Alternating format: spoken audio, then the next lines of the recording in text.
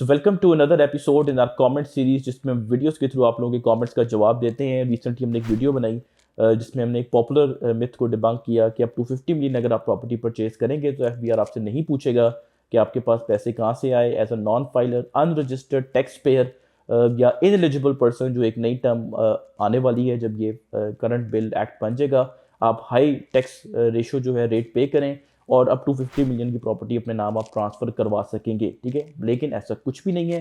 जो actual proposal government of Pakistan consider कर रही है वो 10 मिलियन यानी कि 1 करोड़ के फिगर का जो है वो जिक्र करता है कि इस फिगर तक as a non filer, unregistered tax payer, ineligible person, again the new term which is about to come once this whole bill turns into an act, आप प्रॉपर्टी परचेज कर सकेंगे, हाई टैक्स रेट पे करके anything above 10 million, 1 crore आपको अपनी wealth statement के साथ reconcile करके बताना पड़ेगा कि आपके पास कहाँ से आए हैं। वैसे भी आप इनएलिजिबल होंगे उस प्रॉपर्टी को परचेज करने के लिए। ठीक है, उस वीडियो पे एक व्यूअर ने कमेंट किया कि ये 10 मिलियन का फिगर बेसिकली कौन सा फिगर है, क्या ये सरकारी वैल्यूज़ हैं या ये ट्रांजैक्शन वैल्यू है। ठीक है, मुझे और भी कॉल्स उस वीडियो के बाद आई कि इस 10 मिलियन के फिगर को जो है थोड़ा सा डिफाइन करें। थोड़ी सी अब हम इसको आंसर करने के लिए स्पेकुलेशन के रेल में जो है वो जाने लगे हैं। अगेन थोड़ा सा आप कह लें कि हम कैलकुलेटेड गेस लेंगे कि ये 10 मिलियन का फिगर किस तरह जो है वो एफबीआर कैलकुलेट करेगा। अभी रिसेंटली अगर आप लोगों को याद हो कि सेक्शन 7E जो डीम रेंटल इनकम का टैक्स था, वो जब गवर्नमेंट ऑफ पाकिस्तान ने इंट्रोड्यूस कराया तो उसमें फेयर मार्केट वैल्यू की एक नई टर्म आ गई।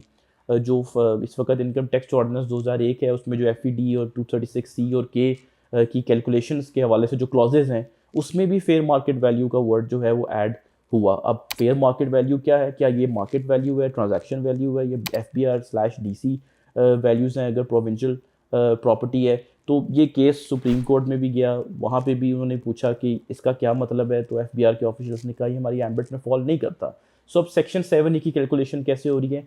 सेक्शन 7A की कैलकुलेशन चूँकि अभी ये मैटर डिफाइन नहीं हुआ प्रॉपरली, एफबीआर/डीसी रेट्स के मुताबिक हो रही है। ठीक है, यानी कि सरकारी रेट्स जो हैं वो इस वक्त सेक्शन 7E को चेक करने के लिए कि वेदर ये प्रॉपर्टी एग्जेम्प्ट है या नहीं, सो आपने सरकारी रेट एफबीआर/डीसी वैल्यू देखना है। तो मुझे भी ये लगता है कि बड़ी कन्फ्यूजन होगी जब ये 10 मिलियन का फिगर आना शुरू होगा एडमिनिस्ट्रेटिव पॉइंट ऑफ व्यू से भी, एफबीआर के साइड से, कि किस तरह ये चीज़ें कैलकुलेट होनी है। For foreseeable future, maybe for a very long time, हम देखेंगे कि एफबीआर वाले रेट्स ही जो है वो इन प्ले होंगे। Again take it as we are like dabbling in speculation here, चूँकि एक्चुअली क्या होगा ये तो जब आएंगी चीज़ें सामने तो पता चलेगा, जब प्रैक्टिकल बातें आएंगी तो पता चलेगा, जब इन चीज़ों के ऊपर प्रैक्टिकली अमल दरामद शुरू होगा। लेकिन बेस्ड ऑन वन प्रेसिडेंट मैं आपको ये कह सकता हूँ कि हमें लगता है कि ये एफबीआर/डीसी रेट्स के मुताबिक ही 10 मिलियन का फिगर कैलकुलेट होगा।